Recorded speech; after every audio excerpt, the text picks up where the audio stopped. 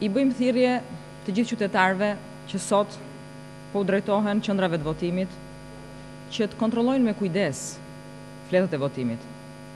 Të gjithë qytetarët dhe komisionerët duhet të kontrollojnë që fletët e votimit që u dorëzohen në qendrat e tyre të votimit të kenë 2 vula në anën e pasme. Duke bërë po ashtu kujdes për të kontrolluar që fletët e votimit të mos kenë shenja të tjera, si shkrime, mesfilolaps, grisje, apo çfarëdo lloj shenje tjetër. Duam të denoncojmë dhe raportimet shqetësuese që na vijnë nga disa qendra votimi në lidhje me cilësinë e bojës matrikuluese që po përdoret për të identifikuar qytetarët që ndërkohë kanë votuar. Na rezulton se kjo bojë është e një cilësie aq të dobët sa mund të fshihet edhe thjesht vetëm me ujë.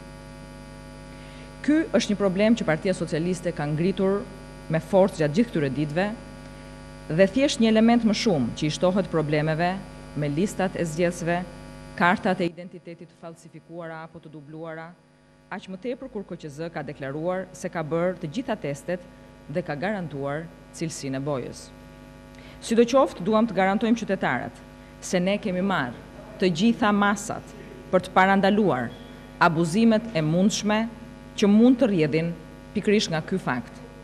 Duam po ashtu të paralajmërojmë të gjithë ata individ që mendojnë se mund të abuzojnë me këtë fakt, duke tentuar të votojnë më shumë se sa një herë, se jo vetëm që janë marrë masat për identifikimin dhe parandalimin e tyre, por dhe se çdo tentativë e tillë do të ndëshkohet në çdo rast.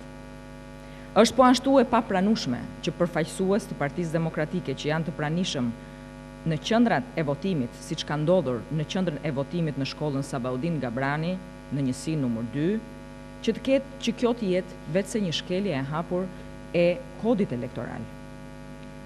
I ftojmë qytetarët shqiptar që të marrin pjesë masivisht në votime, pasi kjo është mënyra më e mirë për t'i prerë rrugën çdo lloj tentative për deformimin e këtij procesi zgjedhor. Ju falenderoj.